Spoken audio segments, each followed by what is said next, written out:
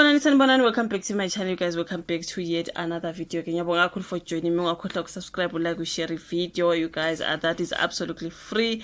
Kindly subscribe for your sister's channel just in case umusha uyafika subscribe. Nokuthi nje you always watching the videos and you do not like, you guys. I will kindly please ask you to like my videos, you guys, which is also free.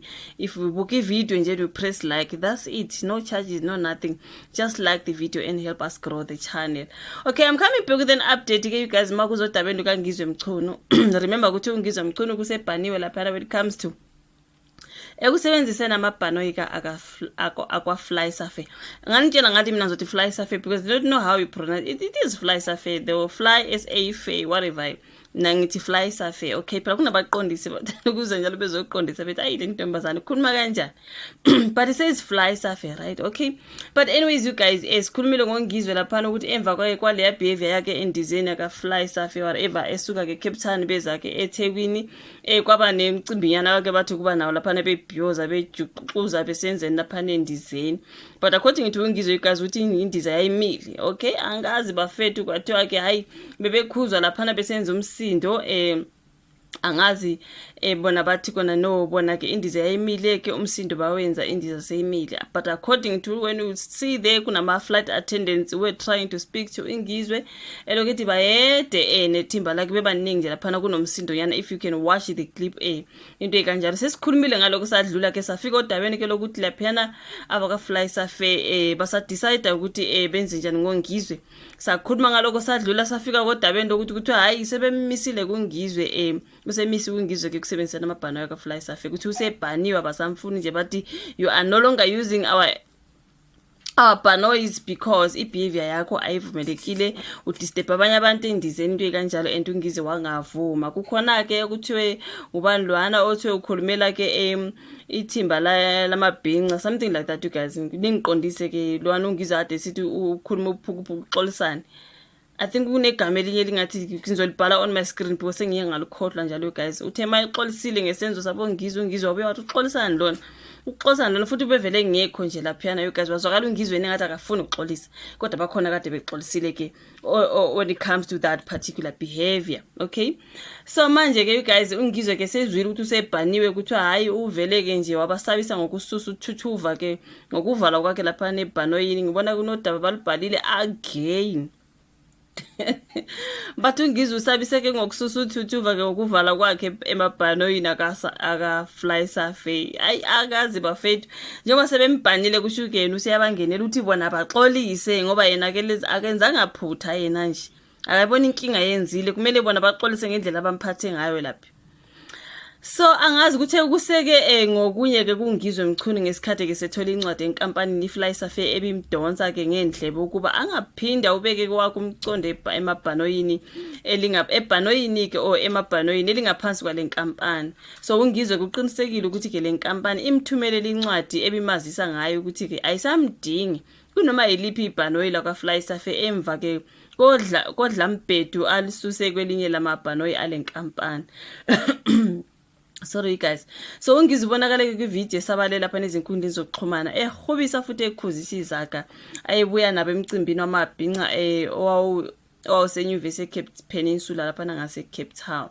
So ekhuluma ke sithangemini sabezindaba kungizwe uthi akazisole nake ngabakwenza endizeni ngoba babekhothamela isilo sakwaDukuza uShaka okasenza ngakhona njengoba isikhumulo siqanjwe ngaye. So kena ngakho ke uFly Safe loyo ongidakelwayo kushungi angithi nitshele on my last video ngathi uzomzwethi bakhuluma uTuvi ngimtshelile ungizwe ke loyo. So ke ngakho ke uFly Safe loyo ongidakelwayo ongibhalela incwadi ethi ngiyamiswa mina ngeke ngiphinde ngigibele ibhanoyi lawo. Ngicela ke kubanikeza izisuku eziyisikhombisa zokuba baxolise kimi njengomongameli wesizwe samabhinqa nasesizweni samaZulu jikelele. Ngiyaxolisa ugazi ukuhleka ngokugizwe lo angithi mangifunda kanje ngisuke nje sengimcabanga nje ekhuluma ngomlomo wakhe.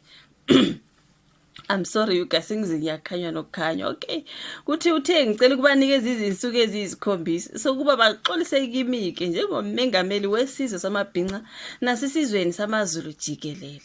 kunamazulu akade kungiza kuyekela ukukhulumela amazulu wonke, ungasikhulumeli thina singamazulu, uzikhulumele wena wedwa.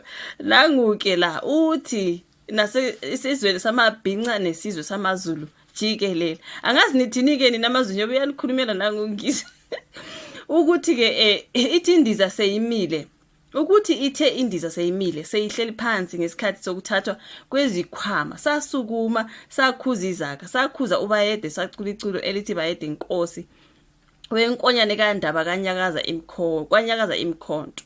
Uthi-ke indiza yayimile, angithi ayuzwa ika. So uthe umthandazo wamazulu okufanele wenziwe ngisho nangezinye izizwe ziyakhothama uma zifika-ke esikhumulweni. Alikho nelilodwa icala esalenza uma kunomthetho esawuphula, asiboshwanga ngani pho ngoba-ke awuxoxiswana ngawo.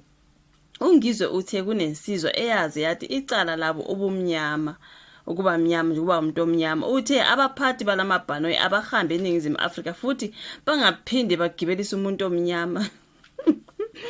Uma nifuna ukubona ulaka lwethu ngeke nithande. Uthi ngizobamba umhlangano nenhloko ye-Fly Safair. Awukho nododo eniwukhulumayo, nibhala izincwadi ezibolile, nibhala ama-email abolile, nidakiwe zinja. Kubhoka lapha Ngizwe. Yo, akuthi ngitshelile you guys ngathi uzomuzwethi bakukhuluma ukuthufi. Nakho-ke you guys uthi uma nifuna ukubona ulaka lethu ngeke nithande, ngizobamba umhlangano nenhloko ye-Fly Safair. Uthi futhi nje ngizobamba umhlangano nenhloko ye-Fly ayi ngeke bafethu, ngizobamba umhlangano nenhloko ye-Fly Safair. Awukho lododo eniwukhulumayo, ningibhalele izincwadi ezibolile, nibhala nama-email abolile, nidakiwe zinja. Yilento ebhalela eshiwo uNgizwe Mchunu kulabo-ke abambhaleleke lezo ncwadi ezibolile nama-email. So angazi kuthiwa uthe ungumthandazo wamazulu okufanele wenziwe loyo. Uthi ngisho nawezinye izizwe ziyakhothama uma zifika esikhumulweni sezindiza. Lokho abakwenza uNgizwe uye wathi bakwenza indiza seyimile. So angazi khona lapho mfethu yayimile noma yayihamba, ngoba abeze bona bakwa-Fly Safair besho ukuthi indiza yayihamba, abanye ukuthi abantu befuna ukurelax, abanye befuna nje bebanga umsindo, bebangela abanye abantu umsindo. Bathi yaseyimile-ke kwafanele bona besho lezo zakake.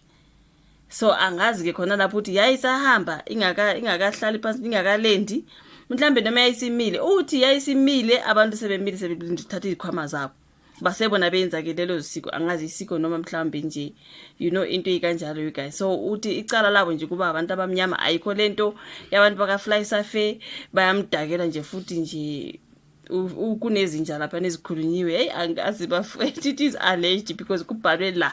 Ngisibona istory lesilaka iso lezi nje abelokhu bekhulubile ngoNgizwe beletha ukuthi useziphendulele wathi nje futhi nje uzobanika 7 days ukuthi bazoxolisa for lento yokuthi bathi yena uphula umthetho. Ngoba kwathiwa lapha negazi story mangabe uyakhumbula kwathiwa kwabizwa amaphoyisa, kwathiwa abanye abantu abehle oNgizwe bami bangahambi ngoba kusabizwa amaphoyisa.